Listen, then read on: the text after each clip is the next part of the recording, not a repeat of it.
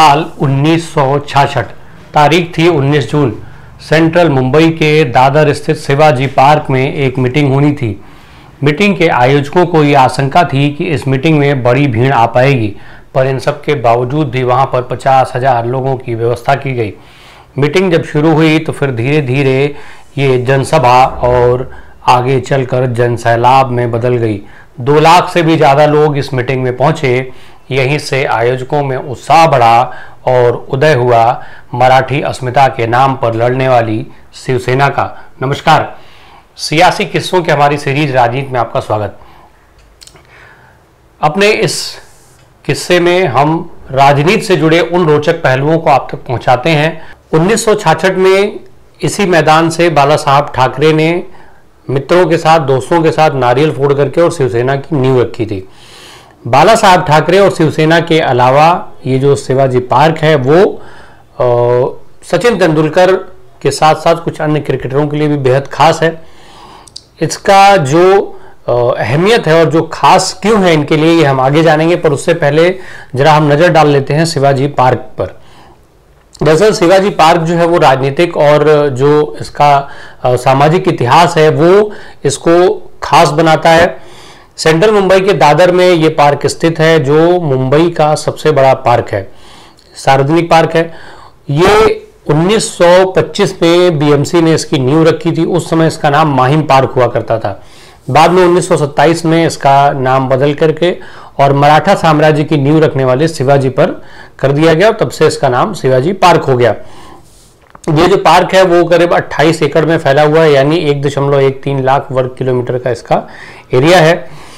और इस पार्क में जो है कई सारे क्रिकेट के नेट्स हैं। इसके अलावा वहाँ पर टेनिस कोर्ट और फुटबॉल के खेल का मैदान है, वहाँ पर ग्राउंड है। आज़ादी के समय भी इस पार्क का खास मायने रहा। आज़ादी के पहले यहाँ पर स्वतंत्रता संग्राम सेनानियों की तमाम रैलियों का आयोजन हुआ करता था। इसके अलावा 1960 में जब मुंबई में जब संयुक्त महाराष्ट्र का जो आंदोलन हुआ, जिस समय तब बॉम्बे प्रेसिडेंसी, ये पूरा संयुक्त एरिया हुआ करता था जिसमें महाराष्ट्र, गुजरात, ये सारे एरिया आते थे। इसी आंदोलन के बाद बॉम्बे प्रेसिडेंसी से निकल करके और फिर महाराष्ट्र की नींव पड़ी, महाराष्ट्र बना। इतिहास की बात करें तो 1966 में शिवसेना की रैली के बाद से शिवसेना यहाँ पर हर साल दशहरे की रैली का आयोजन करती आ रही है, दशहरे पूजा का आयोजन करती है, जिसमें बड़ी संख्या में शिवसैनिक जुड़ते हैं। यहाँ पर शस्त्र पूजा का कार्यक्रम होता रहा है। ये लंबे समय से चला आ रहा है। शिवसेना के बनने के साथ ही इस सिलसिला ये शुरू हुआ था, जो अब तक लगातार चल रहा है। इसके अलावा ये पार्क जो है वो कई मायनों में खास है। मातोश्री जो शिवसेना जो बाला साहब ठाकरे परिवार का जो आवास है, उसमें रहने से पहले ये जो परिवार था वो यहीं पास में ही एक मकान में रहा करता था। इसके अलावा सावरकर भी इसी पार्क के पास ही स्थित बंगले में रहा करते थे। साथ ही साथ इस पार्क का जो पार्क है वो शिवसेना के लिए खास अहमियत रखता है, बाला साहब ठाकरे के लिए खास अहमियत रखता है। बाला साहब ठाकरे के लिए इसकी अहमियत को इस बात से समझा जा सकता है कि वो इसे शिवाजी पार्क नहीं बल्कि शिव तीर्थ कहा करते थे। शिव तीर्थ के नाम से ही इसको हमेशा संबोधित किया करते थे।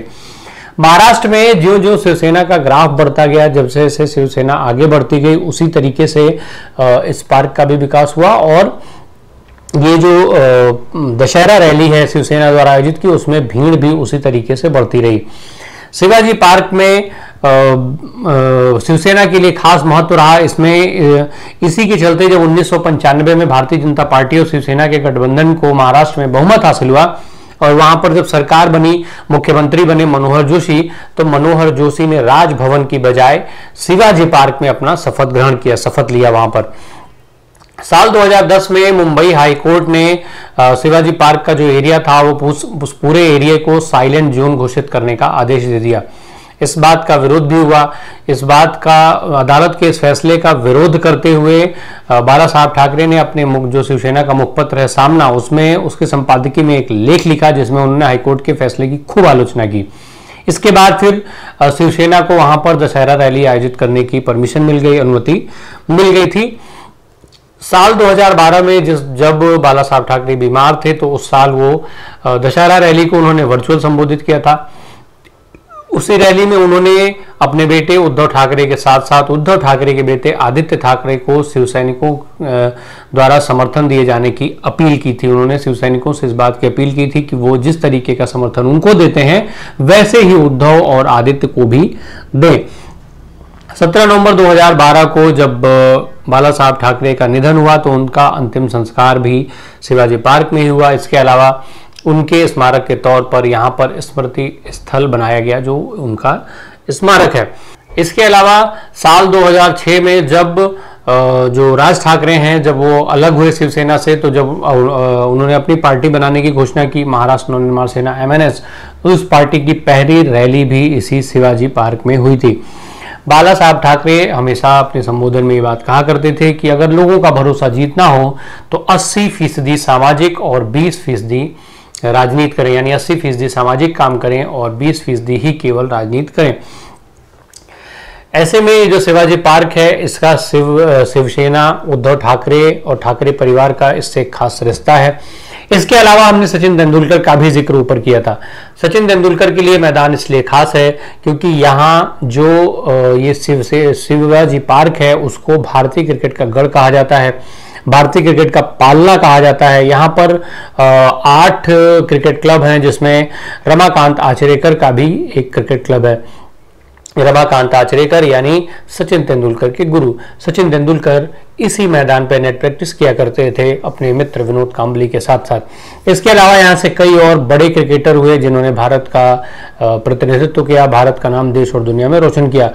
अजीत वाडरेकर, विजय मांजरेकर, एकनाथ सोलकर, संदीप पाटिल, विनोद कांबली, अजीत अगारकर, अजिंक्य रहाणे जैसे जो तमाम बड़े क्रिकेटर रहे वो इसी मैदान पर खेल करके बड़े हुए। यहीं से उनके क्रिकेटी जीवन की शुरुआत हुई। अब शिवाजी पार्क एक बार फिर चर्चा में तब आया जब इस समय दशहरे रैली के आयोजन को लेकर के परमिशन मिलने की बात हुई। न केवल उद्धव ठाकरे का गुट बल्कि एकनाथ शिंदे का गुट भी दशहरा रैली का आयोजन करना चाहता था। इसके लिए परमिशन मिलने की बात हो रही थी, पर उद्धव ठाकरे के गुट को यहाँ पर दशहरा रैली आयोजित करने की परमिशन मिली। दशहरा रैली का यहाँ पर दशहरे के दिन आयोजन भी हुआ। इसमें तमाम सारे कार्यक्रम हुए। दरअसल ये जो दशहरा रैली का आयोजन हुआ उसको सियासी जो गलियारा है उसमें खासी सवालों और कई सारे विश्लेषणों की दृष्टिकोण से देखा जा रहा था।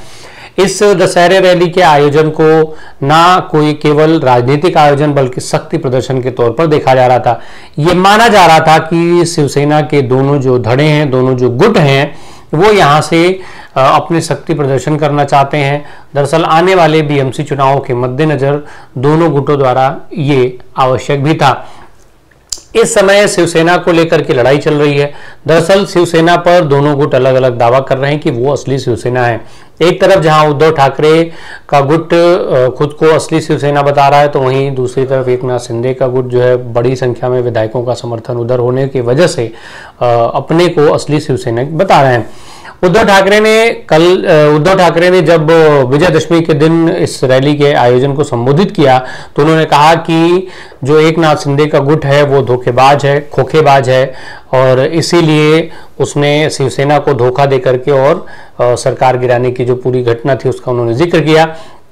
साथ ही उन्होंने कहा कि एकनाथ शिंदे पर निशाना साधते उन्होंने कहा कि वो ये भूल जाते हैं कि मैं केवल उद्धव ठाकरे नहीं बल्कि उद्धव बाला साहब ठाकरे हूं। यानी अपने संबोधन में उन्होंने शिवसेना के असली वारिस होने की तरफ भी इशारा किया और इसीलिए बाला साहब का नाम भी उन्होंने अपने साथ जोड़ा। इसके अलावा एकनाथ शिंदे भी अक्सर अपने भाषणों में बाला साहब ठाकरे का जिक्र करते हुए सुने जाते हैं। खुद इस संबंध में जब एकनाथ शिंदे भाषण दे रहे थे कई भाषणों में उन्होंने वो जिक्र करते हैं कि जो बाला साहब ठाकरे की विचारधारा है उससे वर्तमान उद्धव ठाकरे अब भटक चुके हैं, उस विचारधारा को वो भूल चुके हैं और जो एकनाथ शिंदे का गुट है जिसको वो असली शिवसेना कहते हैं वो जो है वो बाला साहब ठाकरे के जो सपने थे उसको पूरा करने का काम करेगी। साथ ही साथ बाला साहब के जो विचारधारा थी, जो उनका दिखाया हुआ मार्ग था उस पर चलने का वो दावा करते हैं।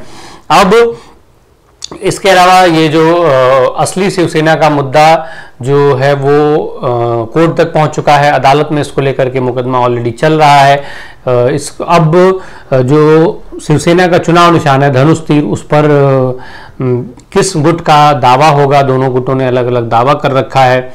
इसी शक्ति प्रदर्शन के माध्यम से अपने को असली शिवसेना साबित करने की जो कवायद है वो दोनों धड़ों द्वारा विजयदशमी के दिन दशहरे रैली के आयोजन के सिलसिले में की गई। दोनों आयोजन अलग अलग हुए थे। अब आने वाले समय में ये देखना होगा कि जो दशहरे में आई हुई, दशहरे की रैली में आई हुई जो भीड़ थी उसकी आस्था क्या रंग लाती है, किस धड़े को असली शिवसेना होने का तमगा अदालत की तरफ से मिल पाता है, या फिर जो शिवसेना का चुनाव निशान है उसको अदालत फ्रीज कर देती है। चूंकि दोनों धड़ों के विवाद के चलते, विवादित होने पर जो चुनाव निशान है पार्टियों का उसको फ्रीज कर, अदालत उसको फ्रीज कर देती है, कोर्ट उसको फ्रीज कर देता है। इस तरीके के मामले पुराने हो चुके हैं। जब कांग्रेस में बंटवारा हुआ तो कांग्रेस पार्टी के चुनाव निशान इसी चलते 2 बार बदले गए थे और शुरुआती दौर में कांग्रेस पार्टी के चुनाव निशान अन्य थे, पर जब बंटवारे, जैसे जैसे बंटवारे होते गए, विवाद होते गए, वैसे वैसे चुनाव निशान भी कांग्रेस पार्टी के बदलते गए। ऐसे में देखना होगा कि जो अदालत का फैसला आता है उसके हिसाब से असली शिवसेना का हिस्सा कौन होता है और जो शिवसेना का चुनाव निशान है, जो शिवसेना का नाम है, वो किस धड़े के हिस्से में आ पाता है। मुलाकात होगी अगले अंक में एक नए किस्से के साथ। बने रहिए हमारे साथ। धन्यवाद।